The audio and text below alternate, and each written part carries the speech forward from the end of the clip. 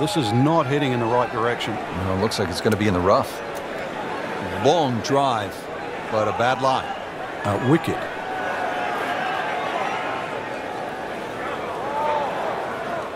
Second shot coming out of the rough here.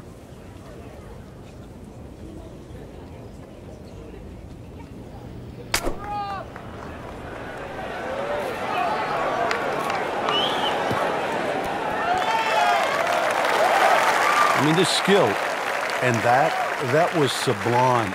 Just good hands coming out of the rough, able to manage the distance, and now in great position.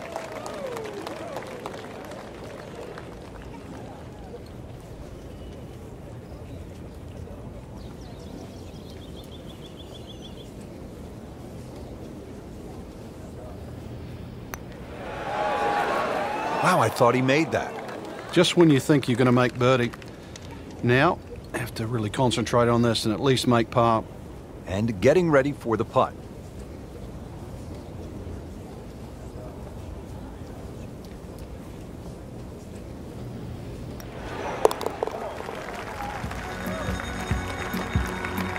That's a good par given the situation. Still tight, still close. Frank, this 11th hole can be a real bear. Even the Golden Bear knows that. Yeah, just to remind him, in his rookie year in 1962, he made a whopping 11. Now, I can't remember the last time I heard Jack Nicklaus made double figures on one hole. Yeah, so maybe a bogey 5 or even a double bogey 6. Not so bad. Into the tall cabbage. That ball is swallowed up.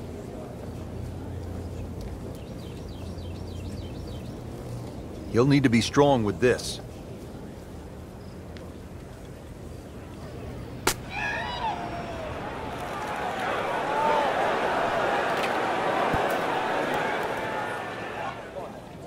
Playing this par 4, still not on the green after that second shot. But still not done.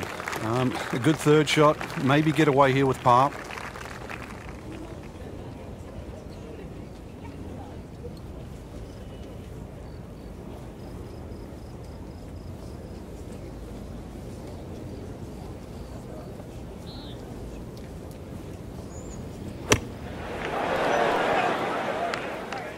Okay, good shot on the dance floor.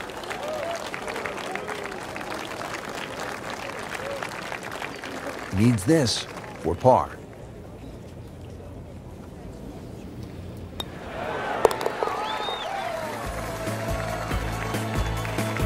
Workmanlike hole. He walks away with a par. Back here on the bonny shores of Scotland at Royal Troon Golf Club with just a wee breeze, as they say over here, Frank. On the tee at the 12. Yeah, hole that bends to the right, gorse right and left. There's a bit of a mound and rough down the right side. That has to be avoided. Frank, it's a hard game to play from the high grass. And that's where he's been more often than not today. 160 yards away. This is the second shot.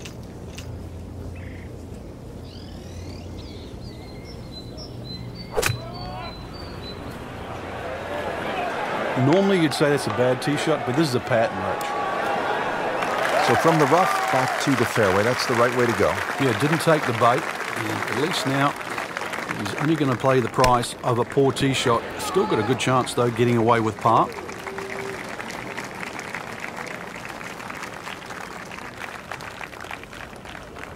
Didn't fare too well on this hole yesterday. Made a bogey.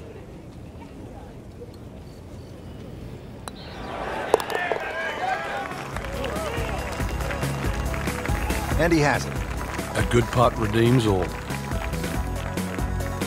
Frank, on paper, 13 seems pretty straightforward, but it's not that simple, is it? No, very stringent tee shot. Gorse right and left, plus a little sort of mound with some rough on down the right side. So really, you've got to hit the ball down, not just the fairway, but the left side of the fairway.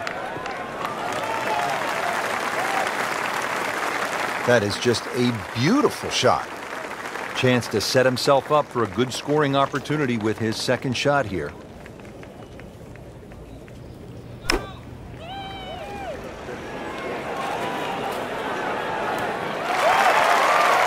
Knocks it up on the green. It is about 28 feet away from the hole. Boy, this could be a tough one right here, Frank. It's a very long putt, Rich. Obviously, it's difficult, but he still has a shot to sink this one for birdie.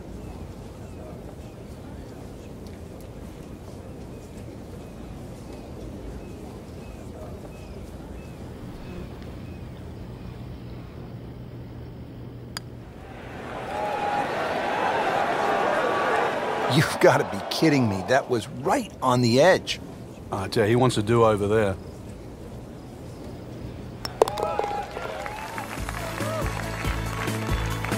Just dwindling the holes down. Pars are fine right now.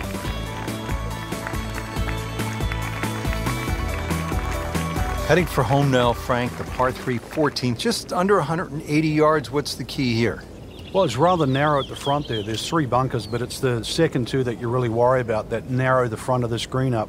Plus, the front is slightly raised, so ideally you want it to fly more towards the middle where it starts to widen up. Seems to like it. Looks like it's headed for the green. Didn't check, Frank. Yeah, just not enough spin on that, really. I mean, that almost like took that first bounce and just ricocheted forward. Settles in, looking to knock it in tight. Frank, through the years, we have seen countless what we would call good ball strikers, great swingers of the golf club, but there is something else that separates those kinds of players with the truly great achievers in the sport. What is it?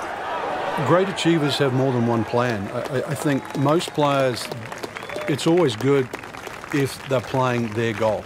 But what do you do if your driving is off or if your iron play is off? Do you have a plan B? Great players not only have a plan B, they have a plan C as well. And that's the difference. So when you set foot on the first tee, you've also got to be aware of, what if my driver doesn't go as well as I would like to, or my iron play isn't as sharp? Can I still compete? So they can turn 74 into a 71. That's right. And at the end of a 4-day tournament, the 71 doesn't look so bad, even if somebody shot 65 that day. Remember, as you know, and both of us know now, when you look at 4 days, someone always plays average for a day. But they don't play bad. Golf tournaments aren't 100-yard sprints. They're marathons. Good tee shot, good lie, and now a good chance to take advantage here on this hole. Ball positioned very nicely in the fairway, 155 yards out.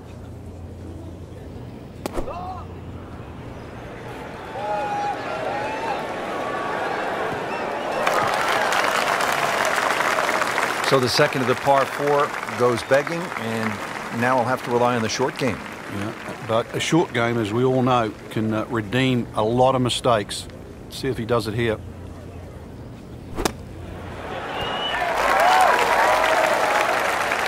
Solid play, heart of the green.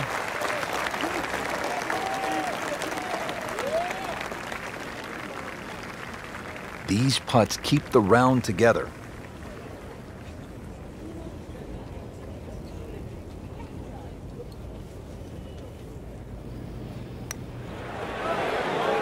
Just slides by.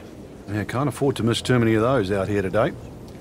Trying to get out of here without too many bumps and bruises. This one is for bogey. Bogey there, Frank, but really not a big deal as we look at the leaderboard. Frank, here's the only par 5 on the back 9 at Royal Troon. You'd think at 542 yards it would be reachable, but the burn that cuts across really limits the tee shot to about 280 yards. So it's very much about placing that second shot in a good distance for your third. In the 1997 Open Championship here at Royal Troon, you played with Tiger Woods in the 3rd round. What did he do at this 16th hole? He hit a driver for his second shot into a head breeze from about 270 yards. Managed to get it on the green, then knocked it in from about 45 feet for eagle. You knew he was something special back then, didn't you? Yeah, he was the only one that even tried that shot.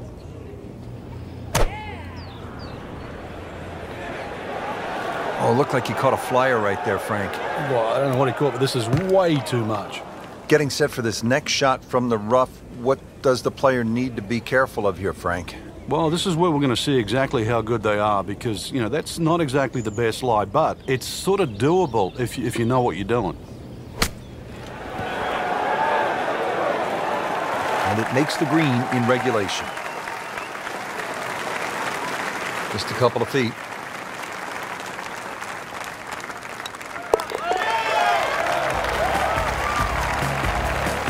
really starting to shine, moves to 10 under for the tournament.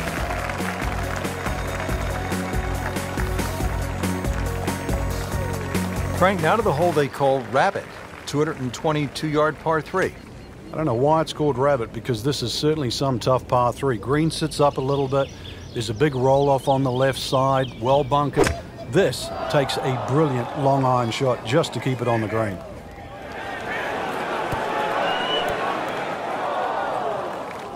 That was like Usain Bolt, Frank, right through the tape.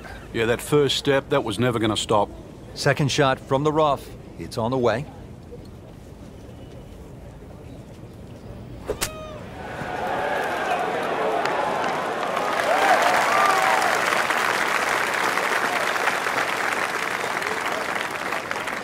Settles in over the putt.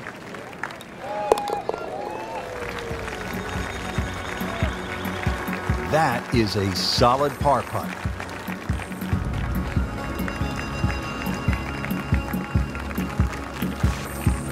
Frank, at the 1989 Open Championship, Greg Norman was in great position in that playoff with Mark Calcavecchia, and I believe it was Wayne Grady.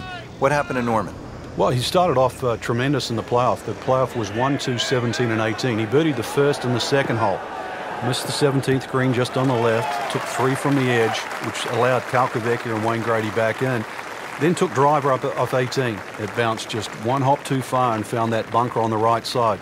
And, of course, the rest was history, and Mark Calcavecchia was crowned the Open champion. The Great White Sharks, so often so unlucky at major championships. Great way to finish off the final approach shot with a birdie opportunity. Made par yesterday, this one for birdie.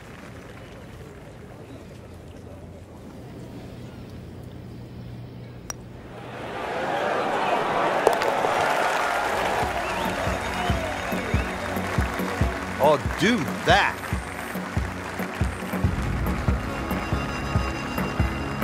There you have it. Round 3 is finished, and it was a good one, Frank. Yeah, after 3 rounds in, you really could start to see who could take home the trophy when